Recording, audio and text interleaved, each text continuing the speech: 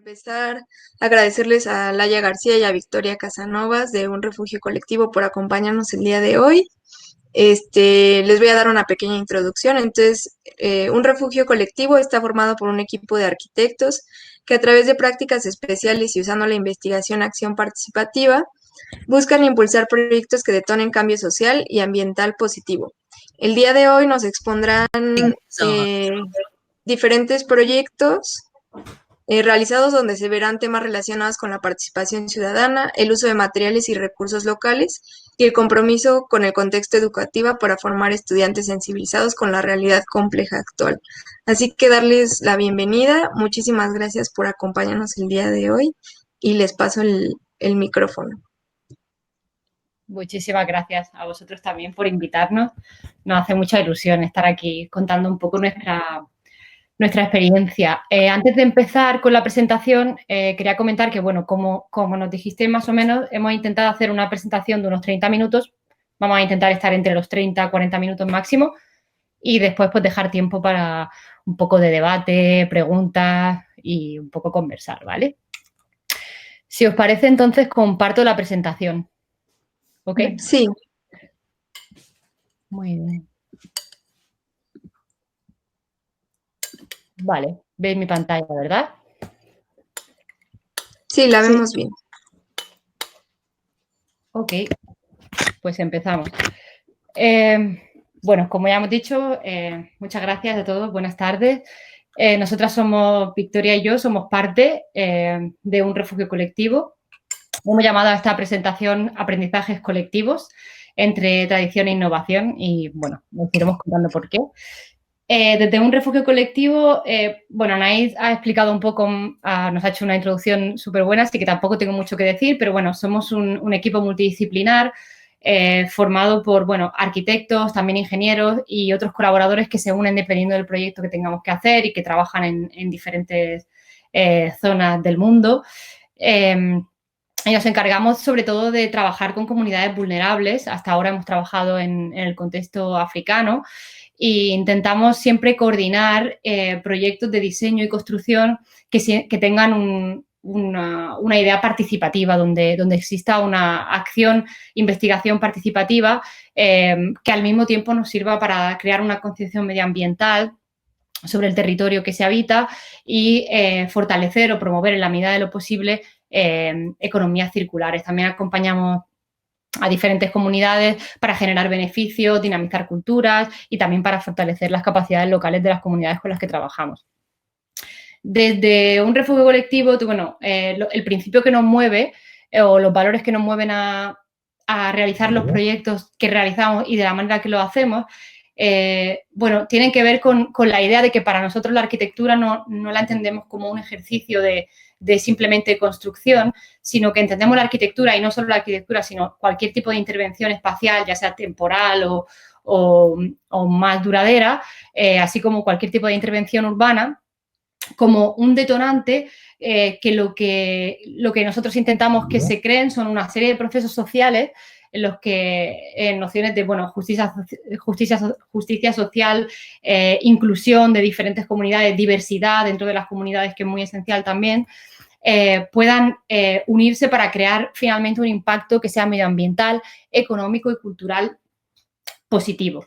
De esta manera, entendemos que, además, en el contexto en el que trabajamos nosotros, que es el contexto del sur global, específicamente en Tanzania y, bueno, actualmente hemos empezado también a realizar proyectos en Guinea-Bissau, entendemos que el entender la arquitectura como un medio para conseguir o para crear un tipo de impacto más a largo plazo positivo en las comunidades con las que trabajamos es crucial en cualquier lugar, pero si cabe, si es posible, incluso más en los países del sur global, ya que el aumento de la población que todos conocemos, como sobre todo los países africanos están creciendo rápidamente, cómo están creciendo las ciudades y la condición de vulnerabilidad en la que se encuentran muchas de estas comunidades, creemos que la importancia de dar respuesta a esta serie de problemas es muy necesaria y se tiene que hacer desde un punto de vista desde la arquitectura como medio para mejorar la calidad de vida de las personas. ¿Por qué hemos llamado a nuestra conferencia, a nuestra charla Aprendizajes Colectivos, bueno, pues a través de nuestra experiencia durante los años que llevamos trabajando, nos hemos dado cuenta de que hay algunas sinergias o algunos tipos de contactos que no pueden faltar. En nuestro caso entendemos que conocer el contexto local y aprender y empaparnos de la sabiduría comunitaria y de todo aquello que forma parte del contexto local, sea en términos del medio construido o también de las prácticas sociales o culturales que se realizan, son esenciales a la hora de proponer cualquier tipo de proyecto. A la vez, nosotros no entendemos realizar estos proyectos si no hay al mismo tiempo una base de investigación donde poder unir aquello que tiene valor dentro de la tradición, aquello que la misma comunidad valora dentro de su tradición, a nuevas tecnologías que pueden aparecer a través de la investigación e innovaciones. Al mismo tiempo, bueno, nosotros como equipo de técnicos creemos que la unión entre nosotros, lo que nos ofrece la investigación más la sabiduría comunitaria, podemos crear aprendizajes y se pueden construir o realizar proyectos que tengan una mayor implicación.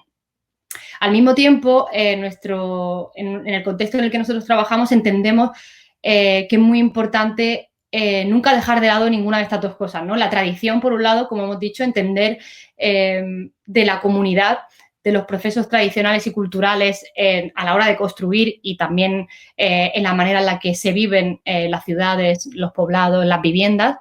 Creemos que tiene que ir siempre unido a la innovación. Porque, bueno, obviamente las tecnologías mejoran siempre y unir algo que es esencial dentro de una comunidad con una innovación o con una tecnología a la que se puede aplicar para mejorar esa técnica, creemos que es siempre la mejor solución en la que intervenir en un contexto sobre todo diferente al nuestro. Entonces, entiendo que, bueno, como muchos de vosotros estaréis preparando para ser técnicos en cooperación, que esto en algún momento, en el momento en el que nos acercamos al contexto en el que trabajamos, puede ser abrumante, ¿no? Porque venimos de un contexto muy diferente nosotros, nos encontramos realidades, como decimos, muy complicadas en algunos momentos, por lo tanto, entender el contexto local, estar abierto a aprender de lo que la comunidad nos ofrece y al mismo tiempo poder aportar nuestro conocimiento como técnicos, en nuestro caso, en mi caso, como arquitecta, a lo que es la comunidad para promover el desarrollo de un proyecto que sea eficiente y sostenible, pues puede ser bastante complicado, pero al final, con el tiempo se aprende un poco a combinar, a saber combinar esas dos partes del proceso y a crear resultados que sean deseables y que sean funcionales y útiles para la comunidad. Bueno, en este caso os enseño en la imagen de un proyecto que hicimos, que bueno, no lo vamos a explicar hoy, que realizamos en 2018. Es un ambulatorio médico en un poblado masái en Tanzania, donde hemos realizado casi todos los demás proyectos. Y bueno, una manera también de enseñar cómo unir las técnicas y los recursos naturales que se encuentran disponibles en la zona con el conocimiento que nosotros tenemos como arquitectos. Se pueden crear soluciones que sean bioclimáticas, que funcionan correctamente y que crean un confort dentro del edificio adecuado, sin necesidad de tener que instalar aire acondicionado o sin necesitar de otros tipos de máquinas, a la vez que usamos un material tradicional, pero a través de una innovación, que os vamos a contar la innovación, que es el ladrillo de tierra comprimido, se pueden crear resultados, bueno, como este que la comunidad, siendo un edificio público, ha recibido con mucha alegría. Y bueno, obviamente es un edificio que era necesario porque un ambulatorio médico pues era muy útil en la zona, pero al mismo tiempo puede servir como prototipo para que la comunidad aprenda o conozca, igual que nosotros aprendemos de lo que ellos ofrecen, pues crear un proyecto que une innovación y tradición en un solo ejemplo. Entonces, nuestra presentación la hemos dividido en 3 partes diferentes, que creemos que son un poco las partes centrales en las que nosotros nos hemos basado nuestro trabajo durante estos años, que forman parte de nuestro recorrido en nuestra experiencia como un refugio colectivo. Por un lado, tenemos, bueno, sensibilización. Por otro lado, es esencial para nosotros tener en cuenta siempre los materiales, las técnicas sostenibles y los recursos naturales que nos ofrece el territorio en el que trabajamos, así como la participación como parte esencial de los procesos que nosotros realizamos. Os paso con Vicky, que os seguirá contando esta primera parte de la charla. Sí, profundizando en este primer bloque de sensibilización, que para nosotros es fundamental porque creemos en la necesidad de dar a conocer otros contextos y realidades en el ámbito académico, realidades de precariedad y de vulnerabilidad que, por cierto, también suceden aquí en España y en nuestras ciudades y que muchas veces se están dejando fuera de las escuelas y de los sitios, o sea, se están quedando como muy apartados, ¿no? Por otra parte, creemos en el potencial que tienen los estudiantes como agentes del cambio para estas realidades y esto se está materializando en un aumento de la demanda de técnicos formados en estos ámbitos, ¿no? Y bueno, por otra parte, entre los muchos motivos, pues está que la situación del cambio climático actual, que afecta a nivel global, pues no podemos seguir construyendo como hemos estado construyendo hasta ahora. Con estas bases hemos creado estas diferentes actividades. En este caso creamos el Earth Architecture Workshop, del que ya hemos hecho 2 ediciones en la Escuela de Arquitectura de Granada. Y recientemente, en febrero, pues llevamos a cabo una serie de conferencias online para seguir profundizando en las temáticas que queremos de interés. Entrando en la metodología de este workshop y cómo lo planteamos, nuestra forma de trabajarlo, pues bueno, decir que tiene 4 fases que son teórico-prácticas porque partimos desde una investigación, acción participativa. Y bueno, en la primera fase lo que se hace es establecer las bases tanto a nivel teórico de cooperación y del contexto local en el que se va a trabajar. Laia, pásame a la siguiente. Vale, sí. Este es el taller y lo que se hace, pues eso, establecer unas bases respecto a la cooperación para saber bien cuáles son nuestras expectativas, cómo seremos, o sea, cuál es nuestro papel como técnicos, qué debemos hacer, un poco unas reglas de juego y de qué estamos hablando cuando hablamos de cooperación, que es algo serio, que también tiene unas consecuencias, y bueno, del contexto local en el que vamos a trabajar. Una segunda fase en la que se muestra al alumnado todo, bueno, se enseña la información recopilada en un workshop participativo llevado a cabo con la comunidad en terreno. La idea aquí es que han salido pues, necesidades y deseos de la comunidad y de alguna forma se empiezan a identificar posibles puntos donde trabajar y desarrollar propuestas. La tercera fase es la de desarrollo de propuestas, donde por equipos pues, se trabaja por una parte, poner en práctica esas sesiones teóricas y además buscando soluciones para esas necesidades y deseos concretos de la población, pues intentar lanzar prototipos, investigando posibilidades y creando una serie de opciones. Como última fase, este mismo equipo, junto con gente local, lleva a cabo la construcción de la solución específica que se toma una vez que ha sido validada por la comunidad y que ha sido aprobada, hasta llegar al final, ¿no? Y un poco estas son las fases con las que hemos abordado luego pues, los 2 proyectos desarrollados en estos 2 workshops.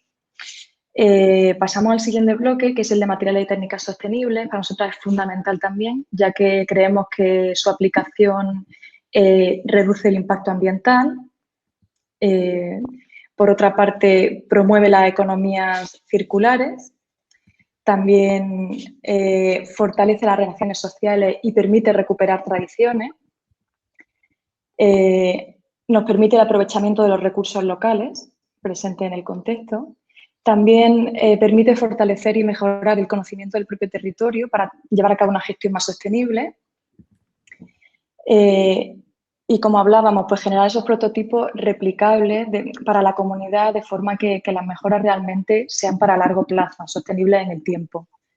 Y bueno, todo esto es necesario hacerlo teniendo en cuenta los gustos y las percepciones locales. Es decir, cuando trabajamos introduciendo un nuevo material, una nueva técnica a la comunidad, es muy importante entender que puede haber limitaciones socioculturales en el sentido de que los materiales que traemos muchas veces tienen algunas connotaciones, de alguna forma son vistos como de mala calidad o la estética no es la buscada porque parece como un material más pobre.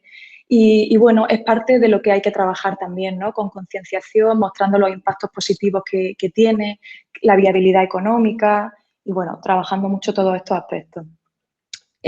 Con estas bases, o sea, con estos puntos, pues la metodología, una vez más, que llevamos a cabo para introducir estas nuevas técnicas, pues, o sea, tiene también 4 fases, teórico-práctica. Al principio lo que se hace es una investigación sobre técnicas y materiales de construcción tradicionales en el contexto. O sea, qué hay, cómo se ha utilizado históricamente, pero también a nivel de actualidad, si son materiales perdidos o no, si se están utilizando, si tienen posibilidades. Por otra parte, se pasa a hacer una concienciación con la comunidad.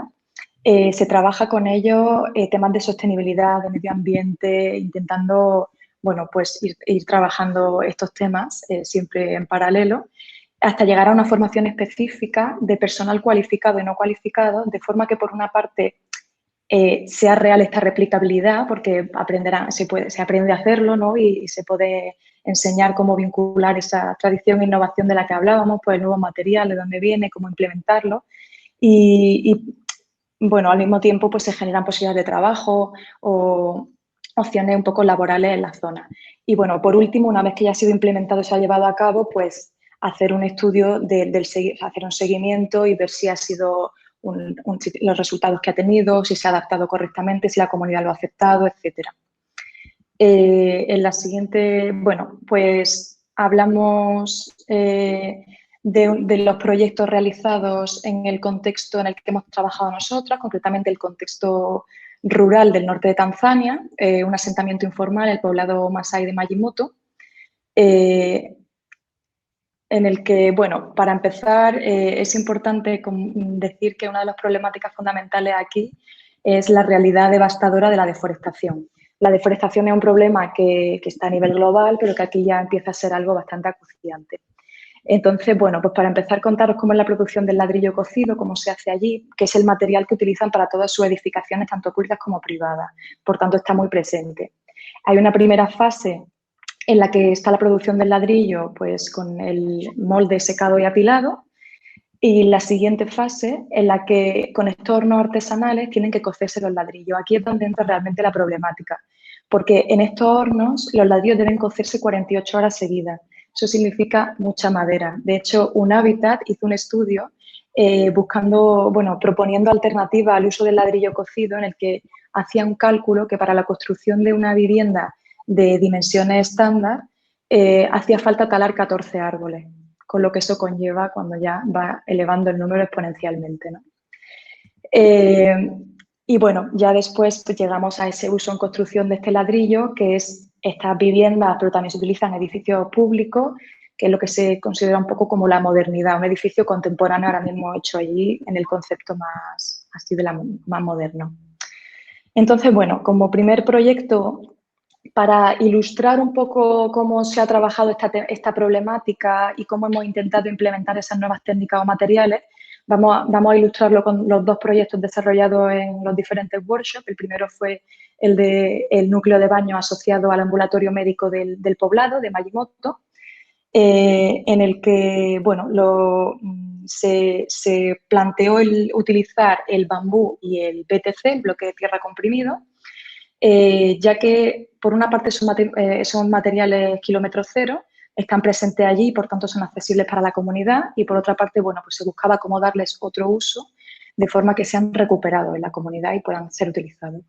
Entonces, bueno, dentro del bloque de tierra comprimido, el BTC, que quizá algunos ya conocéis, bueno, pues como fases de la producción también, hay una primera parte que es la extracción y el tamizado de la tierra, una segunda parte en la que con la máquina se comprime la arcilla, la arena, el estabilizante y agua. Una vez que están comprimidos, se dejan secar con un periodo de curado de 2 semanas hasta que ya pueden ser utilizados en la construcción. Entonces, ¿qué logramos con esto? Pues logramos un ladrillo, el BTC, tiene una capacidad de resistencia muy similar al del bloque de cemento, es decir, un material muy resistente, que además, ya sea porque se protege con la cubierta y elevándolo del terreno o porque se utiliza algún tipo de barniz, en el segundo caso, si se barniza, puede llegar a ser resistente al agua y, por tanto, adaptarse completamente a las necesidades del lugar. Y además tiene la ventaja de que se parece mucho a las técnicas que ellos ya emplean allí, de forma que es más fácil que sea repetida, con una estética también muy similar al de los otros ladrillos. Entonces, bueno, con esta idea de replicabilidad se creó también un manual tanto de la producción como del uso de este BTC, bueno, para que la comunidad pueda tener acceso a esto, y la idea es que ellos ya lo utilicen como material, intentando dejar ya de lado el ladrillo cocido. Y bueno, entrando ya más en el proyecto, aquí vemos una letrina tradicional, como está allí, que, bueno, resumiendo mucho, como vemos en la imagen, pues calidad arquitectónica casi cero, muy poquita.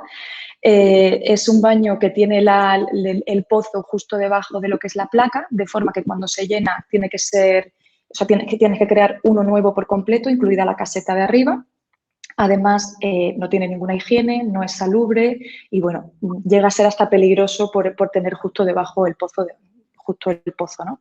Entonces, bueno, en términos así, pues no es sostenible tampoco.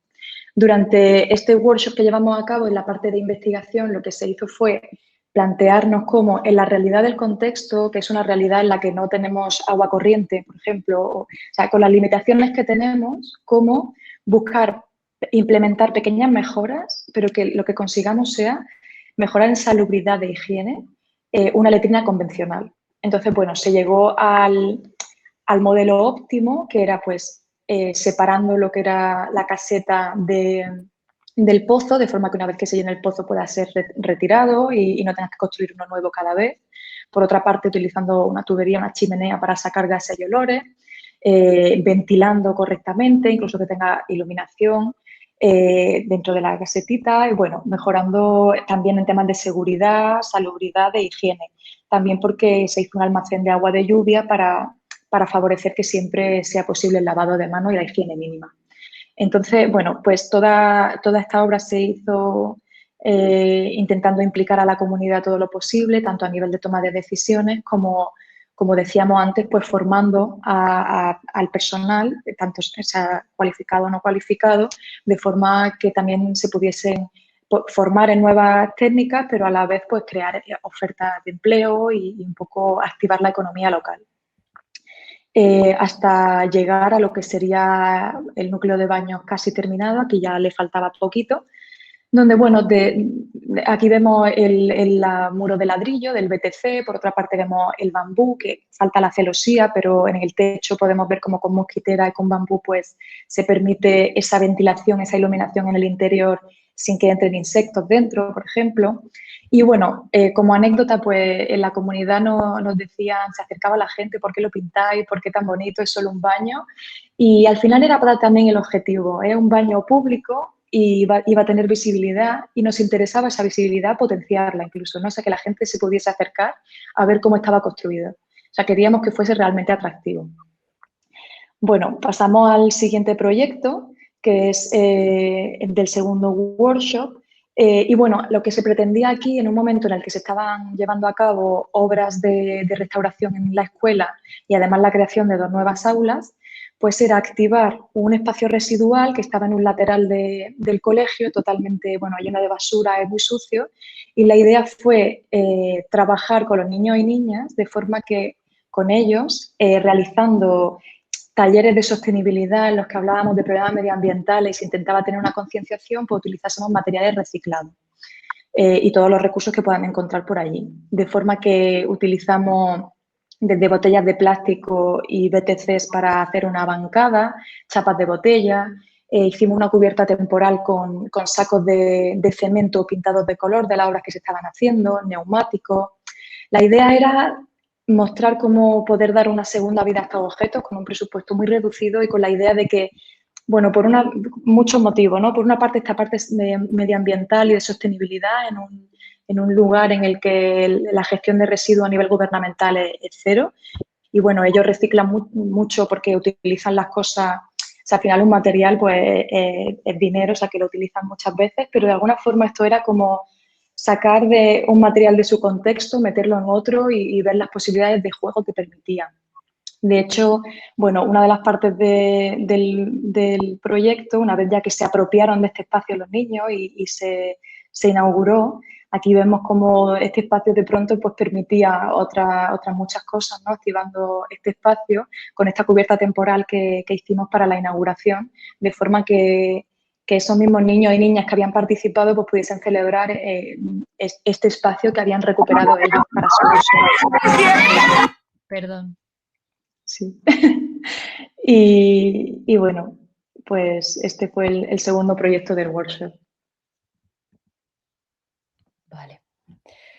Bueno, pues habiendo un poco explicado cuáles son los proyectos en los que hemos estado implicados en los últimos años, queríamos un poco dedicar también algo de tiempo a la participación ciudadana, que es esencial y básica dentro de todas nuestras actividades, concentrándonos un poco en el último proyecto que estamos llevando a cabo, que es un proyecto para Fundación Ana Bella. Muchos seguramente habréis escuchado hablar sobre esta fundación. Es una fundación española que, bueno, reside en Sevilla, pero que tiene bases en muchísimas ciudades del mundo, en las que se da apoyo a mujeres maltratadas y a mujeres supervivientes de la violencia de género para buscar unas mejores oportunidades de futuro, en los que se da, bueno, pues soporte y apoyo a estas mujeres. Entonces, han empezado un proyecto nuevo en Guinea-Bissau para crear un centro refugio para mujeres maltratadas, y tuvimos la suerte de poder participar en octubre. Estuvimos haciendo un viaje de 2 semanas para conocer el contexto local en el que se iba a pasar el proyecto. Y bueno, basándonos un poco en la actividad que hicimos, específicamente en ese proyecto, queríamos un poco contar cuáles son también nuestra manera de actuar a la hora de realizar actividades participativas, que seguramente os puede resultar útil. Aquí tenemos una imagen de la primera actividad que realizamos con las mujeres para un poco aprender sobre su contexto y sobre la manera en la que viven en esta ciudad, que se llama Bafata, en el norte de Guinea-Bissau. Y bueno, hemos querido acompañar esta presentación, esta parte de esta cita, que me parece como que dice mucho, ¿no? Os la leo, que dice: siglos de dominación y servidumbre no desaparecerán de la noche a la mañana solo porque hayamos descubierto el concepto de participación. Me ha parecido muy interesante incluirla porque, bueno, al final, desde nuestro punto de vista, desde la posición del técnico o del arquitecto o de cualquier tipo de profesional que se desplaza a estos contextos, bueno, es muy importante tener en cuenta cuál es nuestra proveniencia, cuál es nuestro legado. En muchos casos, en el mío particularmente, un legado colonial que nos tiene que hacer recordar que bueno, nosotros tenemos implícito un significado, y que hacer participación no significa solo informar a lo mejor a las personas que tienen que ver con el proyecto de lo que se va a hacer, sino que haya una real implicación para un resultado en el que realmente la comunidad lidera el proceso. Para ello, nosotros nos basamos en una serie de valores y principios que nos sirven, sea para entender nuestra posicionalidad como facilitadores de la actividad, que a través de la comunidad. Bueno, por parte nuestra, entendemos que la reflexividad, es decir, la capacidad de interpretar aquello que se dice y aquellas actividades que se realizan durante el proceso participativo, es muy importante para poder procesar la información a la hora de hacerla útil realmente y que realmente pueda tener un impacto en el diseño, en el proceso del diseño. Al mismo tiempo, como ya decía, bueno, nuestra posicionalidad como expertos que venimos de otro contexto, como en muchas ocasiones siendo blancos y yendo a un contexto en el que se nos ve de una cierta manera, pues bueno, eso es muy importante tener en cuenta cuál es nuestra posición y cómo debemos ponernos ante una comunidad en la que lo que se espera es que sean ellos mismos los que puedan promover y sobre todo tener un resultado positivo y útil para ellos mismos. Por otro lado, la adaptabilidad. Cuando viaja a un contexto diferente al que uno pertenece, pues es importante ser flexible, saber adaptarse a los tiempos, a las maneras de hacer o de organizar una actividad que tienen otras sociedades. Por lo tanto, es muy importante esa adaptabilidad por parte del facilitador. Por otro lado,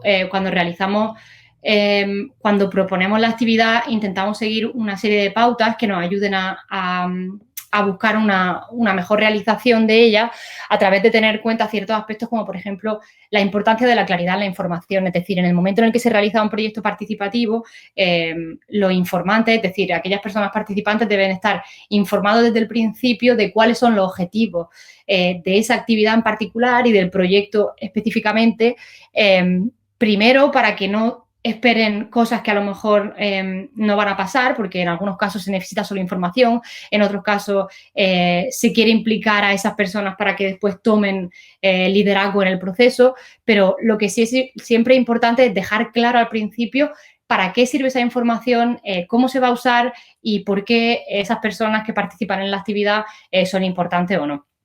Por otra parte, es esencial asegurar la representación de todos los grupos existentes según cuál sea el proyecto. En muchos casos es importante tener en cuenta cuáles son las diferentes religiones que existen en ese contexto para tener representación de todos los grupos religiosos, contar con la participación de gente de diferentes edades, desde los más mayores hasta los más jóvenes, porque pueden aportar opiniones muy útiles, muy diferentes, así como el género. También es importante tener en cuenta que es algo que tenía que ver mucho con nuestro proyecto, ya que nuestra actividad era sobre todo con mujeres, en la idea de que no todas las mujeres pueden ser representadas, por lo tanto hay que tener en cuenta de qué personas no vamos a poder escuchar su opinión, porque por algunos motivos, como por ejemplo el hecho de que las mujeres están muy ocupadas con las actividades domésticas, posiblemente no podrían participar en la actividad. Esos son puntos muy importantes a tener en cuenta cuando trabajas con un grupo específico, como en nuestro caso con mujeres. Por otro lado, bueno, propiciar la participación interactiva y crear un ambiente relajado y de confianza donde todo el mundo se sienta cómodo para poder expresar su opinión y saber que ninguna de esas opiniones puede ser criticada o puede ser incorrecta, digamos. Y al mismo tiempo, bueno, al final lo más importante es entender desde el principio del proceso que una actividad participativa, un proceso de participación es una herramienta de empoderamiento que tiene que ir directamente a empoderar a la comunidad con la que se trabaja y no a lo mejor a buscar solo informantes que den datos para un proyecto en el que no van a estar implicados. En nuestro caso, quisimos conocer el contexto real en el que vivían las mujeres de Guinea-Bissau a través de 3 diferentes escalas que voy a explicar, bueno, vamos a enseñar brevemente. Y nuestro objetivo al dividir la actividad en esas diferentes escalas era el promover la autodeterminación, la autonomía y el empoderamiento de las mujeres que participaban en la actividad y de las mujeres en general que van a usar la futura infraestructura o que viven en esa ciudad, para entender cómo también se pueden prever procesos de violencia de género y de desigualdad en mujeres, que consecuentemente tienen mucho efecto en todos los niños y niñas de la sociedad. Al mismo tiempo, nuestro objetivo era intentar crear red, por lo tanto, durante ese periodo de 2 semanas estuvimos también conociendo todas las diferentes organizaciones de mujeres que existían en la ciudad, porque a través de crear red se puede crear una estructura con mucho soporte que pueda funcionar por sí misma una vez el proceso participativo con la comunidad haya acabado y una vez el edificio esté construido y se pueda activar. Como decíamos, en esas 3 escalas diferentes quisimos primeramente entender sobre cómo vivían la ciudad, es decir, hablamos de la escala urbana. Hicimos unas actividades muy interesantes con las mujeres en las que, bueno, nos hicieron unos dibujos porque no todas sabían escribir, por lo tanto fue una manera de incluir a todas las mujeres participantes en el proceso, en el que nos contaron cómo era su vida diaria fuera de casa, el tiempo que tardaban en ir al colegio a llevar a sus niños o la distancia que tenían hasta el lugar de trabajo, las horas que pasaban fuera de casa, para entender cómo la ciudad en la que viven da soporte a las actividades que realizan y cómo esas podrían ser mejoradas por el centro de formación y refugio para mujeres que se iba a construir posteriormente. Al mismo tiempo, se hizo el siguiente día una actividad sobre la escala doméstica que nos dio muchísimas pistas sobre cómo viven las mujeres el espacio doméstico, cómo habitan sus viviendas y cómo, a través de nuestro proyecto, pequeños detalles como, por ejemplo, dónde se lava la ropa o dónde se cocina, pudieran ayudarles a dinamizar sus jornadas laborales, a hacerlas más rápidas para que tuvieran más tiempo para sí mismas, para poder dedicar a lo mejor quizás en formación o aprendizaje, para tener oportunidades de futuro mejores. Y fue muy útil, pues eso, para conocer la manera en la que vivían sus viviendas. También estuvimos visitando algunas casas de algunas mujeres para conocer mejor cómo el contexto de la vivienda en el que ellas vivían. Y por último, nos pareció muy importante tener en cuenta cuáles eran los sueños y aspiraciones de las mujeres con las que estábamos trabajando, para así poder planificar con tiempo cómo el futuro centro de mujeres puede dar soporte y ayudar personalmente y en grupo a todas las mujeres para que cada una pueda cumplir con con aquellas aspiraciones de futuro o con las expectativas que tienen respecto a su vida laboral o a su vida personal.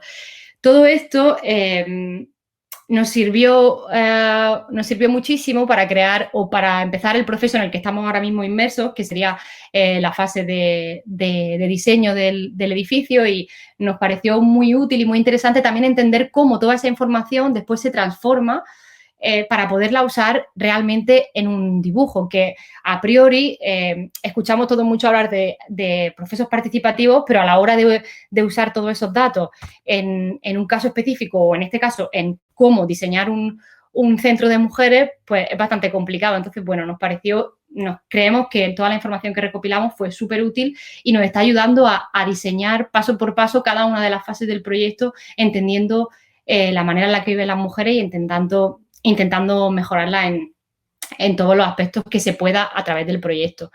Y bueno, esto es un poco nuestra presentación. Ahora, bueno, imaginamos que podemos dedicar más tiempo pues un poco a hablar y a conversar, porque también ha sido todo bastante rápido. Hemos puesto para cerrar esta imagen de una de las viviendas que visitamos, donde se ve el material local que ellos usan y bueno, el porche de las viviendas de las casas de Bafata. Y nada, nos podéis seguir por nuestra cuenta de Instagram, o si queréis alguna información nos podéis escribir un correo. Y ya está, esta es nuestra presentación. Muchísimas gracias. Muchas gracias a ustedes. Dejo de compartir. Sí, así ya nos vemos.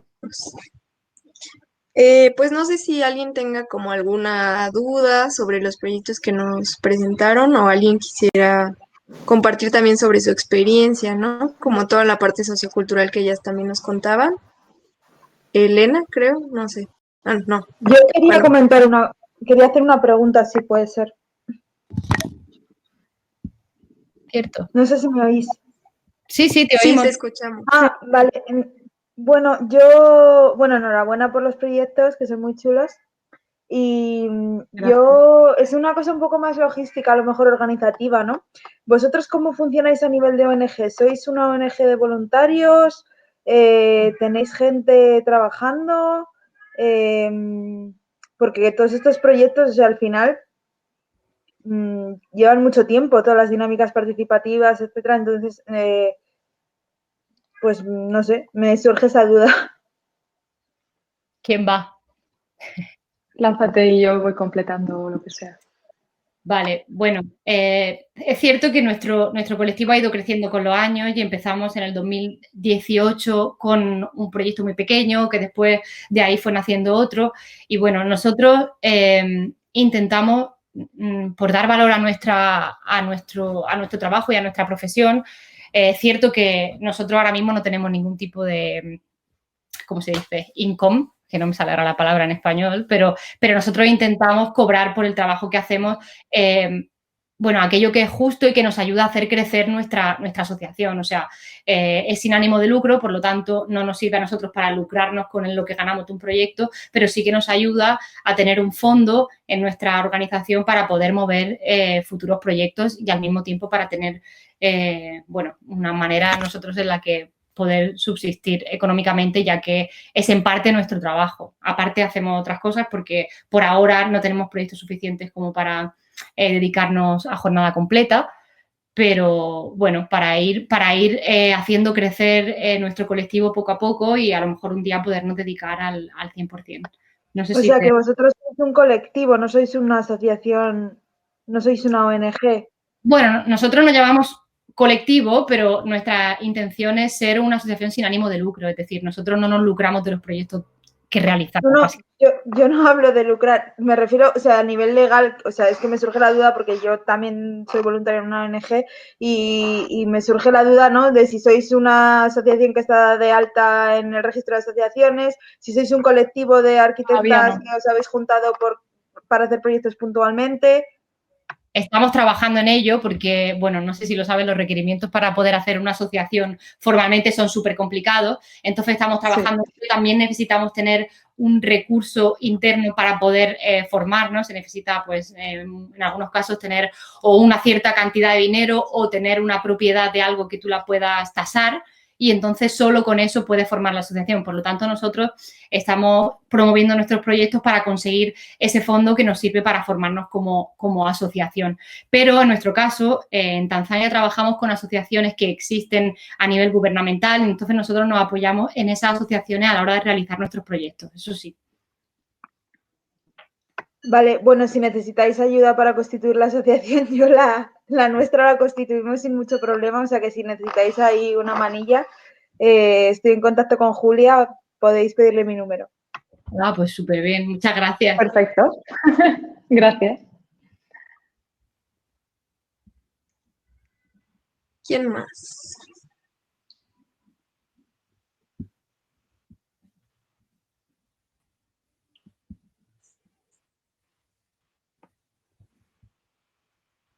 No puede ser que hayamos sido tan claras.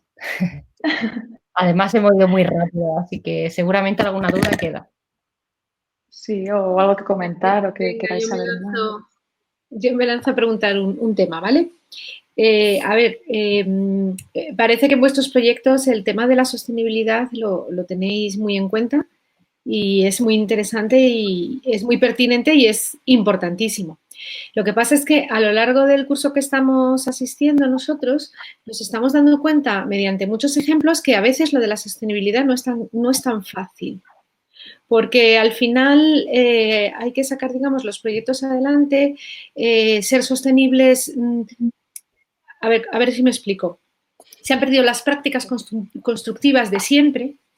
A lo mejor no están los materiales disponibles y a lo mejor hay que tomar atajos, digamos, ¿no? Entonces, ¿vosotros cómo veis ese tema? ¿Estáis pudiendo ser sostenibles o hacer una arquitectura o a veces tenéis que tirar por la calle en medio, que se dice? Es complicado, A ver, ¿no? Sí, bueno, empiezo yo y vamos contando así un poco las dos. Una de las cosas que hemos puesto era la línea temporal porque nos interesaba mucho ese concepto de cómo va evolucionando y cómo hemos ido evolucionando. Es decir, cada proyecto que vamos haciendo y cada cosa que vamos implementando ya notamos cambios y ya una experiencia siempre va sumando, ¿no? Entonces, es cierto que nuestros principios los tenemos muy claros y siempre tenemos de fondo qué queremos conseguir, pero efectivamente no siempre es fácil. De hecho, yo diría que todo es bastante difícil. Desde hacer una participación real en la que se implica tanta gente y tal ya tiene su dificultad, que después de ahí salga la información correcta tiene su dificultad, traer un nuevo material, o sea, es todo difícil realmente porque es un contexto complejo y se pretenden hacer además intervenciones que van a largo plazo y que, como decíamos, pues tienen que ser replicables, o sea, tienen que ser entendidas, aceptadas, bueno, conlleva un montón de cosas, ¿no? Sí que a veces hemos tenido que utilizar cosas, o sea, nos proponíamos, venga, cemento cero, pues no ha sido real, hemos tenido que utilizarlo, por ejemplo, la cimentación pues está hecha así, teníamos un proyecto cercano que estaba hecho con cal todo y decíamos, ven, también hemos visto problemas que ha tenido ese edificio y hemos visto cómo no ha sido tan aceptado.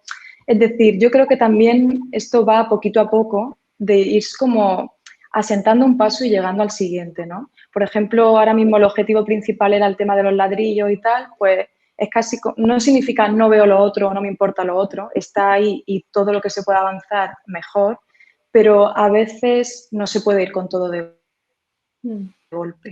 Es como un poco elige tu batalla, ¿no? Pues si en este proyecto, hombre, puedes ir con todo de golpe, pero quizá tienes que invertir entonces en mucho más tiempo de concienciación, en mucho más tiempo de estar formándolo y quizás sí conlleva otro tipo de compromiso de que sea un proyecto que se extienda más, que pueda ir como avanzándolo.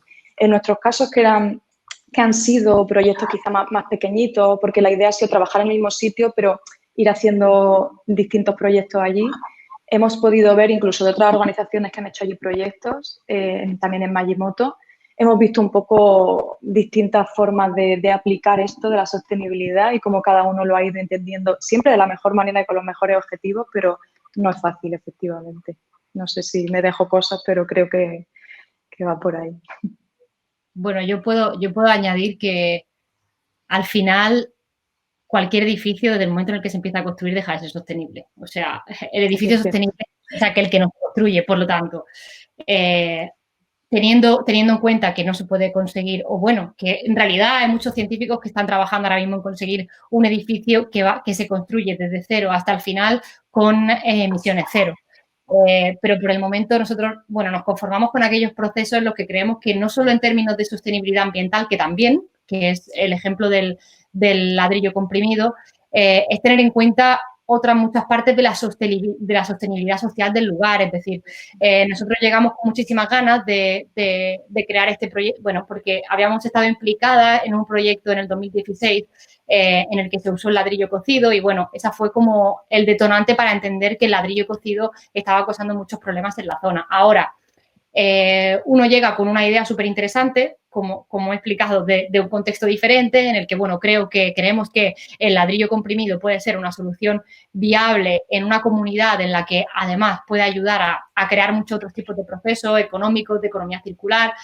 Y luego te das cuenta de que es mucho más complicado que eso. Se necesita aceptación, se necesita muchísima concienciación medioambiental que ahora mismo es muy deficiente porque incluso los gobiernos locales les cuesta mucho. Bueno, ahora mismo se está formando en Tanzania a todos los gobiernos locales para que tengan una formación específica medioambiental que puedan transmitir a sus ciudadanos, que tampoco es no sucede tan rápido, ¿no?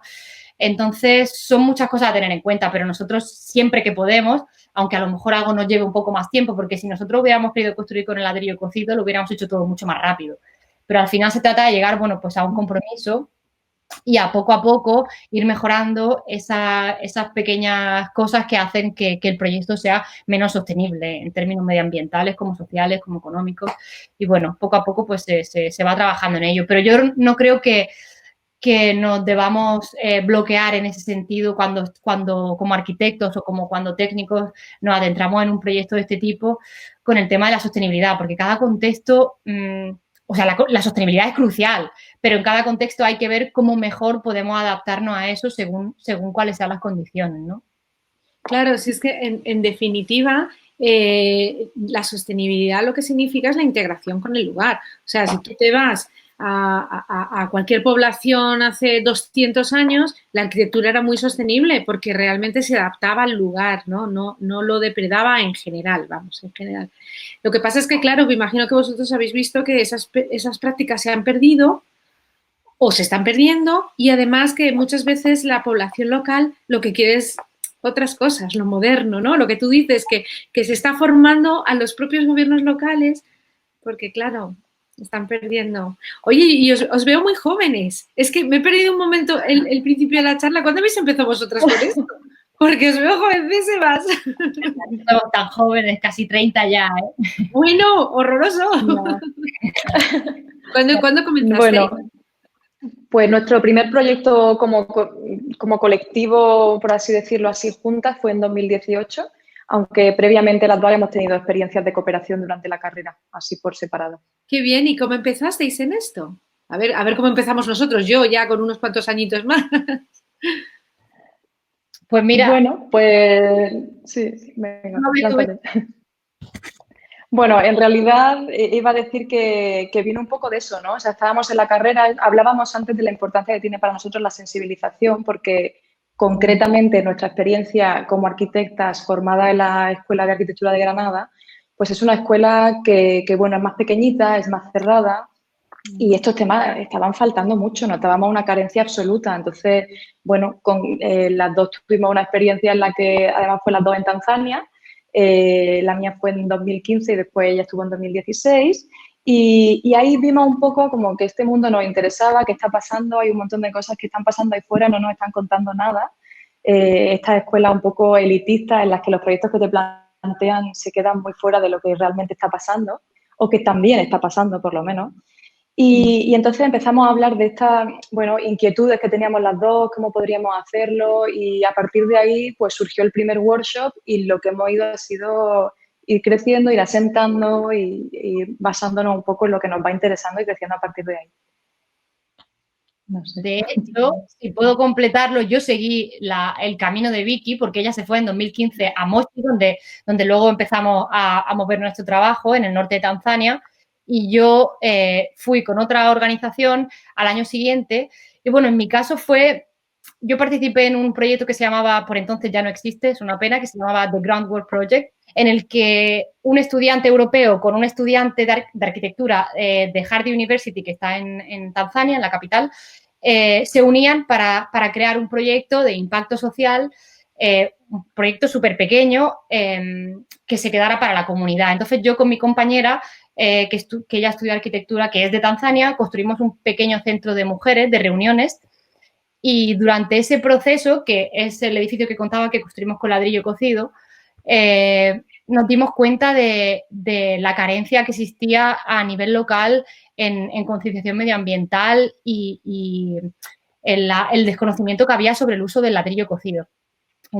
Entonces, a partir de ahí empezamos nuestras investigaciones con el BTC, y por eso en 2018, con la misma ONG con la que yo había estado en 2016, empezamos, que se llama Create, empezamos a realizar diferentes proyectos, pero al final todo es un proceso largo que no sabe a veces cómo acabas en un sitio o en otro. O sea, yo como estudiante ese verano me di cuenta de que lo que yo estaba aportando para mi propio conocimiento y en la medida de lo posible, súper pequeña, a la comunidad con la que estaba trabajando era muchísimo más de lo que yo me pensaba. Entonces me di cuenta del potencial que tenía como estudiante y como futura arquitecta. Por lo tanto, a partir de ahí nació el Health Architecture Workshop, que fue el primer workshop que hicimos en 2018, en el que dijimos, es que esto lo tienen que ver muchas más personas aparte de nosotros. Tienen que entender que la capacidad que nosotros tenemos de influenciar negativamente, por desgracia, y positivamente en nuestras sociedades es muy grande. Entonces hay que como que hacer crecer esa idea, ¿no? Para que todos seamos conscientes y podamos formarnos al respecto.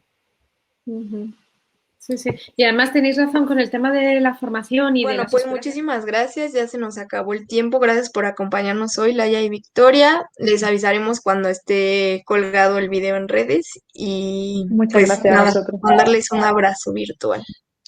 Muchísimas gracias a vosotros y mucha suerte con lo que queda de curso, y esperamos que podáis aprender muchísimo y podáis empezar a realizar vosotros también vuestras aportaciones al mundo del desarrollo. Sí, también José aquí nos mandó un mensaje que decía, excelente, se fue antes, pero excelente trabajo, muchas gracias por compartir, éxito en los proyectos. Así que les deseamos muchísimo éxito. Igualmente, Y Fernando, Muchas gracias. gracias por invitarnos. Muchas hasta luego, gracias. chao. Adiós, que vaya bien. Muchas gracias. A vosotros. Adiós, Jules. Chao.